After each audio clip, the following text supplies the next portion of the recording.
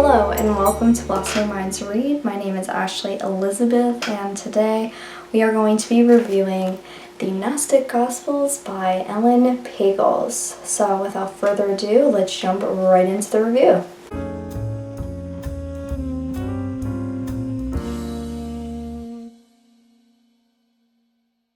In case you didn't know, I rate all of my reviews based off of 4 key elements.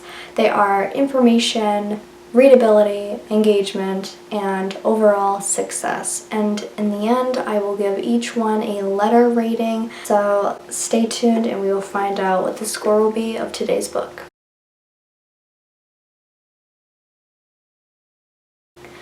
So before we can really jump into the review, we have to talk about the Nag Hammadi manuscripts, because in order to understand what the Gospels are in Elaine Pagels' book, we have to understand the Gnostic texts.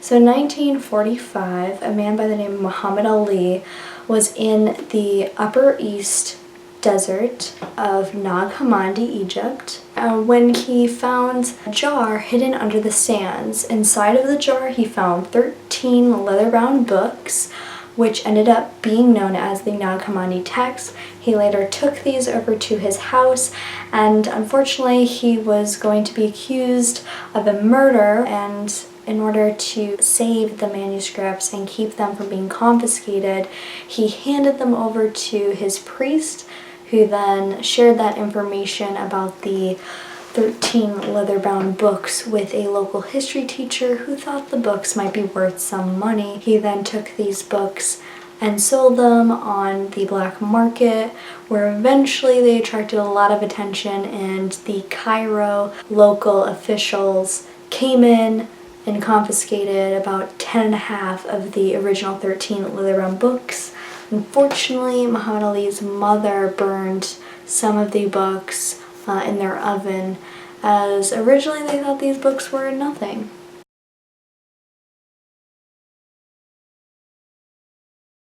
So now that we have a little bit of background information on that, let's talk about what's actually in the Nag Hammadi text. So within the text, there were multiple new different Gospels that brought a whole new light to Christianity and the original teachings that Jesus had in the Bible. Because if we look in the Bible, there are 4 Gospels, right? But here was the discovery of several new different Gospels that had never been seen before. This included the Gospel of Thomas, which was about Judas Thomas, who was supposedly, according to the Gnostics, twin of Jesus. There's the Gospel of Truth, there's the Gospel of John, and this book, even though this wasn't discovered in Nag Hammadi text itself, there is the Gospel of Mary, which was discovered actually prior to the Nag Hammadi text, but we will jump into that a little bit later. So there were multiple different Gospels discovered. There's a ton more that I don't even know about yet, but that's the basis. Let's go into the summary of what Elaine Pagels' book is really about. Elaine Pagels' Gnostic Gospels is a book that debates the conflicting views between the Orthodox and Gnostic Christians regarded in early Christianity. It goes into depth with topics like God being male or female, a feminine divine, Christian persecution. It goes into the true church, what is the true church, what is true faith, how can you even define that, along with topics like whether or not Jesus was resurrected physically or spiritually, and then goes into conversations that Jesus had with many of his disciples. There's tons of information to take in when reading this book. It's very informative and fascinating, so let's get into one of the 4 areas of the review. When reviewing or rating an individual section, I really look at particular questions. When it comes to information, I'm looking for how much information is provided, is it useful, is it important information that I didn't have otherwise or wouldn't know otherwise, and can I learn and apply that to other aspects or topics that I'm learning about. With that being said, yes, as I gave information section a 4 out of 5.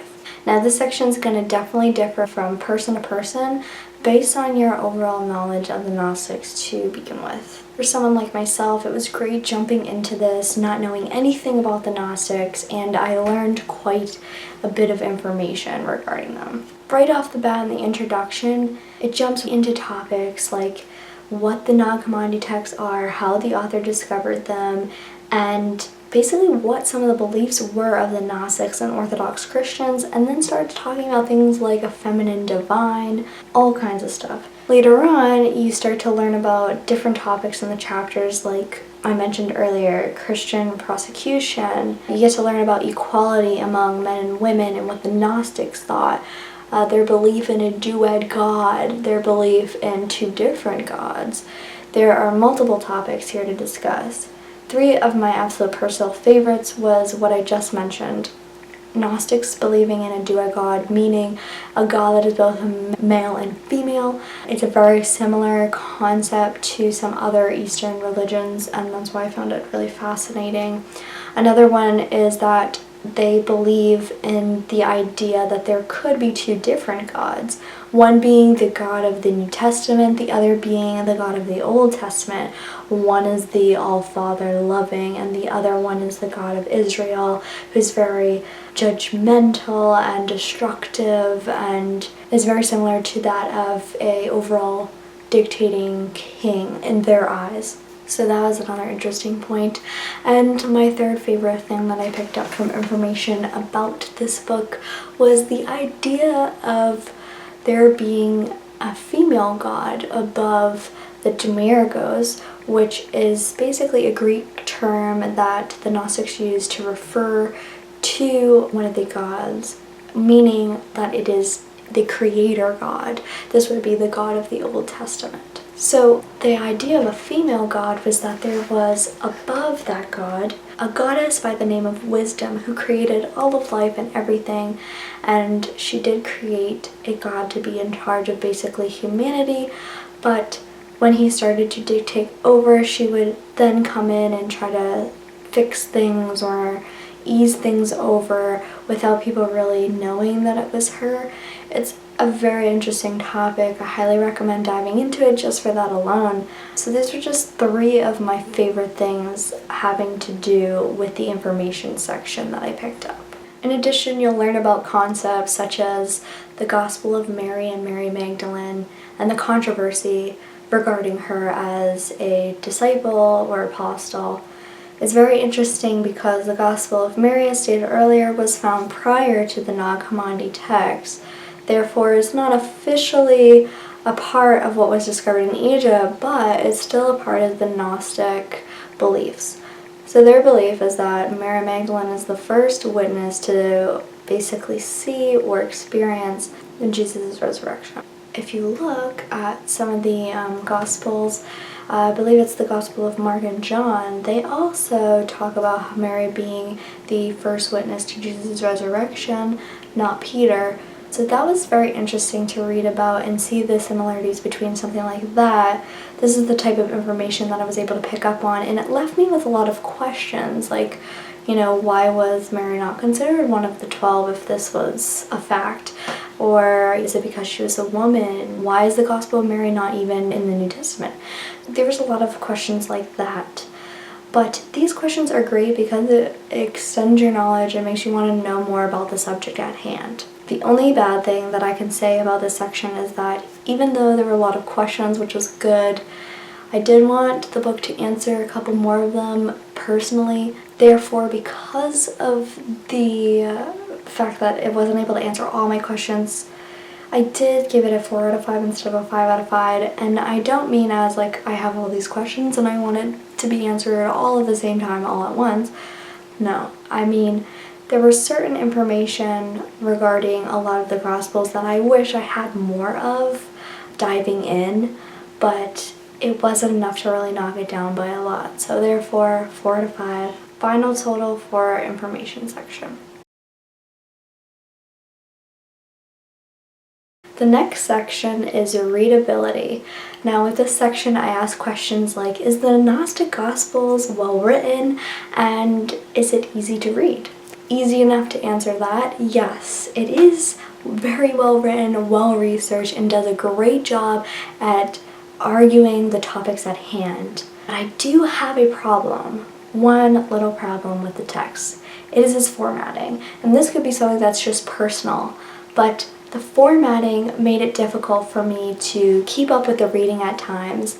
And what I mean by this is that there are chapters, and sometimes they're a little lengthy. For instance, there's one chapter that is 30 plus pages long, and granted, it's great that there's a lot of information in this chapter, but it's the way that it's presented that is really the problem, which makes it hard to keep up with at times and stay engaged with. I wish that there had been different subsections that would split the information up better, and I also thought that there was a lot of recycled, reused information in certain chapters. This wasn't a huge problem as it can help you to learn, but it was noticeable, and there were certain times where it was like, okay, I know this already, let's get to the new information. So with that being said, because of this reason, I did give readability a 3 out of 5. And just for your reference, anybody diving into this book or anyone interested in it, I want you to know that this reading level is a little bit more on the intermediate side. The text can be very heavy with information and research. So just keep that in mind if you're interested in this book. So now we are on engagement. How do I rate engagement? Engagement basically for me is, does this book help keep you awake and engaged, or does it help you fall asleep? It definitely at times kept me on my toes. It was very engaging. It was an exciting book to read. I hadn't known about any of the stuff prior to reading it, so it was great diving in. There was a bit of a problem though, as I said earlier, with the readability. Definitely affected my engagement level. There were times when I felt the text sort of dragged on, and I really hate to say this about any book, but there were parts that were a little bit boring. I never like saying that about any book, but I have to be honest with my reviews. It wasn't enough that it was unreadable at all. This is a great read. I highly recommend it and I enjoyed it, but the engagement is not always up to par with some other books that I have read, so just keep that in mind. So this section, for that reason, I gave it a 3 out of 5. And now we are coming to the last section that I base my ratings on. That is overall success. Meaning, does the book accomplish what it sets out to do? Does it accomplish its mission? Well, yeah, it does. In the very beginning of the book, Elaine Pagels asks questions like, why were these texts buried? How come they've been hidden for 2,000 years and unknown for that time? And what is true faith? What defines us? Who calls it that?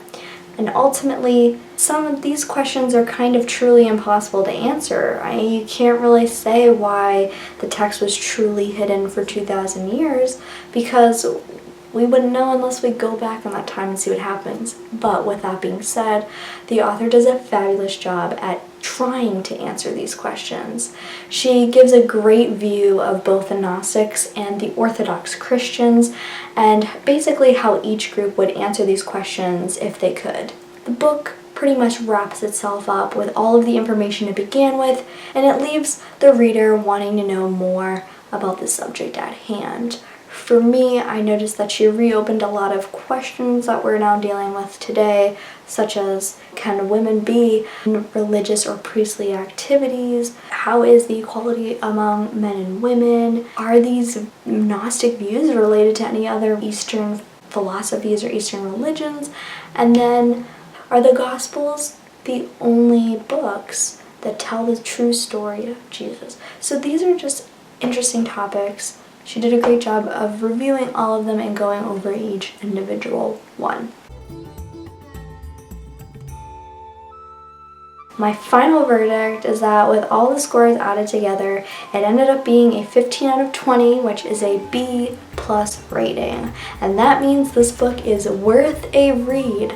So I highly recommend you check it out if you are interested in early Christianity, Orthodox Christians, or the Gnostics. I hope that you enjoyed this review, and if you liked it, please give me a thumbs up. If you didn't like it, just don't do anything. And if you'd like more videos just like this, there will be more reviews to come, so hit that subscribe button, and I will see you later. Thank you so much for sticking around with me. I hope you have a wonderful day. Happy reading to all the blossoming minds out there. Thanks again.